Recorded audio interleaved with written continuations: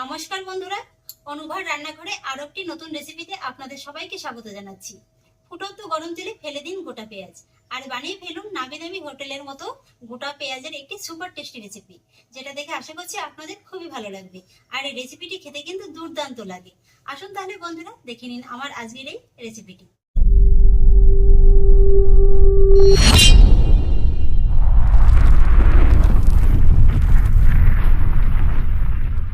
বন্ধুরা, আজকের এই সুপার টেস্টি রেসিপিটির জন্য আমি এখানে নিয়েছি ছোট সাইজের 20খানার মতো পেঁয়াজ। আর পেঁয়াজগুলোর কিন্তু আমি এইভাবে দুটো মাথা আগে কেটে বাদ দিয়ে খোসাটাকে ছাড়িয়ে ভালো করে গোটা অবস্থাতেই ধুয়ে নিয়েছি। আর আপনাদের চিন্তা নেই, যদি এই ধরনের ছোট সাইজের পেঁয়াজ না থাকে তাহলে কিন্তু আপনারা বড় সাইজের পেঁয়াজ দিয়েও করতে পারবেন। সেক্ষেত্রে কি করবেন, পেঁয়াজটাকে শুধু 2 টুকরো করে কেটে নিলেই হয়ে যাবে। এবার আমি পেঁয়াজটা কেটে নেওয়ার পদ্ধতিটা আপনাদের দেখিয়ে দিচ্ছি। তবে হ্যাঁ বন্ধুরা, পেঁয়াজটার দুটো মাথা কাটার সময় একটা জিনিস অবশ্যই মাথায় রাখবেন, এই পেঁয়াজের মাথার দিকটা যেন খুব বেশি কাটা না হয়ে যায়, আর পিছনের দিকটাও যেন খুব বেশি কাটা না হয়ে যায়। আর পিছনের দিকটা এইভাবে ধরে একটা ছুরির সাহায্যে শুধু এইভাবে একটু চিড়ে দেবেন। তবে কিন্তু পুরোটা চিড়ে দিলে হবে না, এইভাবে মাঝ বরাবর ধরে একটু চিড়ে দিলেই কিন্তু হয়ে যাবে। এই যে দেখুন বন্ধুরা, আবারও দেখিয়ে দিচ্ছি।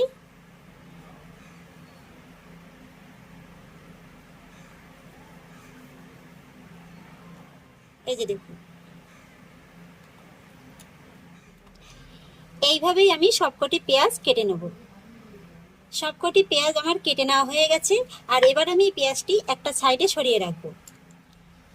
আর এবার দেখুন বন্ধুরা, আজকের এই রেসিপিটির জন্য আমি এখানে নিয়েছি 1 টেবিল চামচ পাকা তেঁতুল।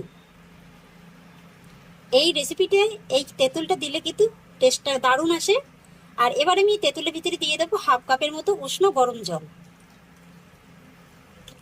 আপনারা এখানে ঠান্ডা জল দিয়েও তেঁতুলটাকে ভিজিয়ে রাখতে পারেন, সেক্ষেত্রে কিন্তু সময়টা একটু বেশি লাগবে। আর এইভাবে যদি একটু উষ্ণ গরম জল দিয়ে তেঁতুলটাকে ভিজিয়ে রাখা হয় তাহলে 5 মিনিটের ভিতরেই কিন্তু তেঁতুলটা খুব সুন্দরভাবে ভিজে যাবে। আর এবার আজকের এই রেসিপিটি রান্না করার জন্য আমি একটি মশলার মিশ্রণ তৈরি করে নেব। সেই জন্য প্রথমেই দিয়ে দিচ্ছি একটি বাটির ভিতরে স্বাদ অনুযায়ী লবণ, 1/2 চা চামচ হলুদ গুঁড়ো, 1.5 চা চামচ কাশ্মীরি লঙ্কার গুঁড়ো। এই লঙ্কার গুঁড়োটায় ঝাল হবে না, তবে কালারটা খুব সুন্দর আসবে।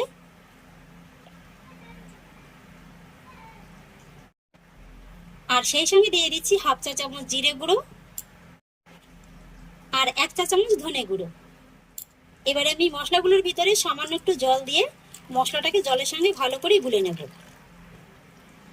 এইভাবে যদি রান্নার শুরুতেই মশলাটাকে জলের ভিতরে ভিজিয়ে রাখা হয়, সেক্ষেত্রে কি হয়, মশলাটা কিন্তু খুব সুন্দরভাবে ফুলে মোটা হয়ে যায়। মশলাটাও তৈরি করা হয়ে গেছে। এবার আমি মশলাটাকে একটা সাইডে সরিয়ে রাখবো। এবার বন্ধুরা চলে এলাম রেসিপির মূল পর্বে। রান্না করার জন্য গ্যাসের উপরে কড়াই বসিয়ে দিয়েছি। আর কড়াইতে দিয়ে দেব পর্যাপ্ত পরিমাণে সরিষার তেল। এখানে কিন্তু পেঁয়াজগুলো ভাজার সময় তেলের পরিমাণটা একটু বেশি লাগবে। আর এবার আমি মিডিয়াম ফ্লেমে তেলটাকে খুব ভালো করে গরম করে নেব। তেলটা ভালোভাবে গরম হয়ে গেছে। আর এবার আমি এই পেঁয়াজগুলো তেলের ভিতরে ছেড়ে দেবো। তবে এই সময় কিন্তু গ্যাসের ফ্লেমটা অবশ্যই মিডিয়াম ফ্লেমে রেখেই পেঁয়াজগুলোকে ভেজে নিতে হবে।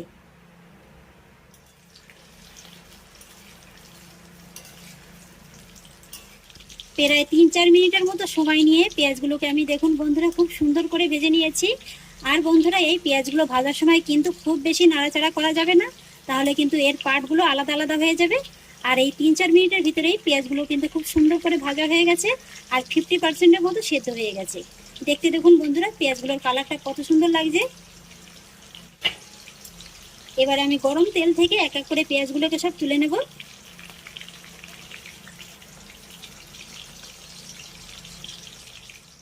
পেঁয়াজগুলো সব তুলে নিয়েছি। আর বন্ধুরা, পেঁয়াজগুলো ভাজতে একটু তেলের পরিমাণটা বেশি লাগবে, কিন্তু রান্না করতে কিন্তু বেশি লাগবে না। তাই আমি এই তেল থেকে বেশ অনেকটা পরিমাণে তেল তুলে রাখবো। পেঁয়াজ ভাজার যে তেলটা আমি তুলে রেখেছি, এই তেলটা কিন্তু আপনারা অন্য যে কোনো আমিষ রান্নাতে ব্যবহার করতে পারেন। তেলের ভিতরে সুন্দর একটা পেঁয়াজের ফ্লেভার আছে, খেতে কিন্তু খুবই ভালো লাগবে। আর আপনারা নিশ্চয়ই দেখে বুঝতে পারছেন যে আমি ঠিক কতটা পরিমাণে তেল কমিয়ে নিয়েছি। আর কড়াইতে রেখেছি আমি প্রায় এখানে 2 বড় চামচের মতো। আর এবার আমি একই তেলের ভিতরে ফোড়ন হিসেবে দিয়ে দেব কিছুটা গোটা গরম মশলা, 1/2 চামচের একটু কম গোটা জিরে, একই মাপে মৌরি, আর দিয়ে দিচ্ছি একই মাপে কালো জিরে। এবার আমি এই ফোড়নগুলোকে খুব সুন্দর করে ভেজে নেব। ফোড়নগুলো খুব সুন্দর করে ভাজা ভাজা হয়ে গেছে। আর এবার আমি এর ভিতরে দিয়ে দেব কিছুটা জুলিয়ান করে কাটা আদা, সেই সঙ্গে দিয়ে দেবো 4 থেকে 5 কোয়ার মতো রসুন। রসুনটাকে আমি খুব ছোট ছোট করে কুচিয়ে নিয়েছি। এবার ফোড়নের সঙ্গে আদা রসুনটাকে আমি 1 মিনিটের মতো একটু ভেজে নেব। আদা রসুনটা খুব সুন্দর করে ভাজা ভাজা হয়ে গেছে, ফোড়নের সঙ্গে একটা মিষ্টি গন্ধ বেরিয়েছে। আর ঠিক এই পর্যায়ে আমি এর ভিতরে দিয়ে দেবো মিডিয়াম সাইজের দুটো পেঁয়াজ কুচি। পেঁয়াজটাকে কিন্তু আমি খুবই ছোট ছোট করে কুচিয়ে নিয়েছি। এবার পেঁয়াজটাকেও আমি খুব ভালো করে ভেজে নেব। পেঁয়াজটা খুব সুন্দর করে ভেজে নিয়েছি। আর এবার আমি ভেজে নেওয়া পেঁয়াজের ভিতরে দিয়ে দেবো তৈরি করে রাখা মশলার মিশ্রণটা। সেই সঙ্গে দিয়ে দেবো 1 চুটকি পরিমাণে হিং। তবে এই হিঙের ফ্লেভারটা যদি আপনারা অপছন্দ করেন স্কিপ করে যেতে পারেন। এবার আমি মশলাটাকে আর হিংটাকে এই ফোড়নের সঙ্গে ভালো করে কষিয়ে নেব। মশলাটাকে বন্ধুরা আমি খুব সুন্দর করে কষিয়ে নিয়েছি, আর খুব সুন্দর কিন্তু একটা কালারও চলে এসেছে। ঠিক এই পর্যায়ে আমি এর ভিতরে দিয়ে দেব কুচিয়ে নেওয়া 4টি কাঁচা লঙ্কা। কাঁচা লঙ্কা কুচিটাও মশলার সঙ্গে ভালো করে মিশিয়ে দেব। এখানে আমি কাঁচা লঙ্কার কুচিটা শুরুতেই ব্যবহার করলাম না, এই কারণে এই রেসিপিটাতে কিন্তু কাঁচা লঙ্কার যে খুব বেশি ঝাঁঝালো সেটা কিন্তু ভালো লাগবে না খেতে। এরকম হালকা ঝাঁঝালো একটা মিষ্টি কাঁচা লঙ্কার ফ্লেভার আসলে এই রেসিপিটা কিন্তু খেতে বেশ ভালো লাগবে। কাঁচা লঙ্কা কুচিটাও মশলার সঙ্গে ভালো করে মিশিয়ে দিয়েছি। আর এবার আমি এর ভিতরে অ্যাড করব আমি যে তেঁতুলটা ভিজিয়ে রেখেছিলাম সেই তেঁতুলগুলো জল। তেঁতুলটাকে হাত দিয়ে এইভাবে একটু ভালো করে চটকে নেব। তারপরে এইভাবে হাতের সাহায্যে তেঁতুলটাকে ছেঁকে জলটাকে এই মশলার ভিতরে দিয়ে দেব।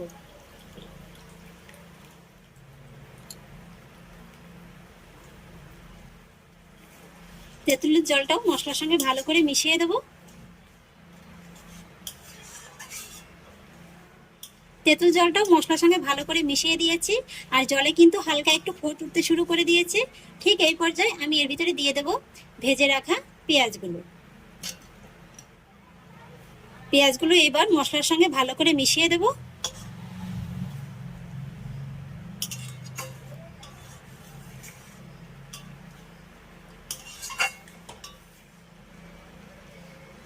তারপরে দিয়ে দেব এই খুবই সামান্য একটু কয়েক দানা চিনি। তবে চিনিটা অপছন্দ করলে স্কিপ করে যেতে পারেন।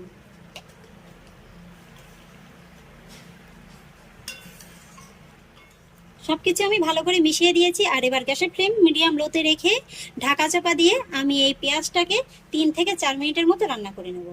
3 থেকে 4 মিনিট বাদে ফিরে এলাম। এই যে দেখুন বন্ধুরা, আমার রান্নাটা কিন্তু অলমোস্ট কমপ্লিট।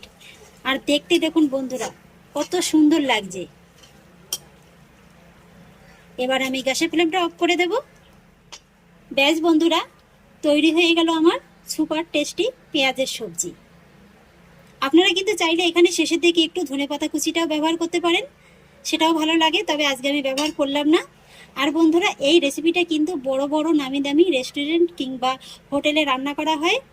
এটা কিন্তু প্রচণ্ড জনপ্রিয় একটি খাবার, তার কারণে কিন্তু এই রেসিপিটির দামও অনেক। তো বাইরের হোটেলে কিংবা রেস্টুরেন্টে গিয়ে এত দাম দিয়ে এই খাবারটি না খেয়ে বাড়িতে কিন্তু খুবই সাধারণ কিছু উপকরণ দিয়ে একদম হোটেল রেস্টুরেন্টের মতো খাবার আপনারা বাড়িতেই তৈরি করতে পারবেন। দেখতেই তো পাচ্ছেন কতটা লোভনীয় লাগছে দেখতে, কতটা ডিলিশিয়াস লাগছে। এবার আমি এই পেঁয়াজের সবজিটা অনেকটি পাত্রে নামিয়ে নেব। আর বন্ধুরা, এই রেসিপিটা এমনই, এটা কিন্তু আপনারা গরম গরম ভাতের সঙ্গেও খেতে পারেন, আবার রুটি পরোটার সঙ্গেও কিন্তু খুব ভালোবেসে খেয়ে নিতে পারেন। দুর্দান্ত লাগবে দুটো পদের সঙ্গেই। আর আপনারা নিশ্চয়ই বুঝতে পারছেন আমার আজকের এই রেসিপিটা কতটা লোভনীয় হয়েছে। তো আশা করছি বন্ধুরা, পেঁয়াজের এই সুপার টেস্টি রেসিপিটি আপনাদেরও খুব ভালো লেগেছে। যদি ভালো লেগে থাকে তাহলে আমাকে অবশ্যই একটা লাইক এবং কমেন্ট করবেন, সেই সঙ্গে বন্ধুদের সঙ্গে শেয়ার করবেন। আর প্লিজ বন্ধুরা, যদি আমার পরিবারের নতুন সদস্য হয়ে থাকেন তাহলে একটা সাবস্ক্রাইব করে পাশে থাকা বেল আইকনটি প্রেস করে দেবেন। ফিরে আসছি এরকমই পরের অন্য কোনো নতুন রেসিপি নিয়ে। সবাই ভালো থাকুন, সুস্থ থাকুন। ধন্যবাদ।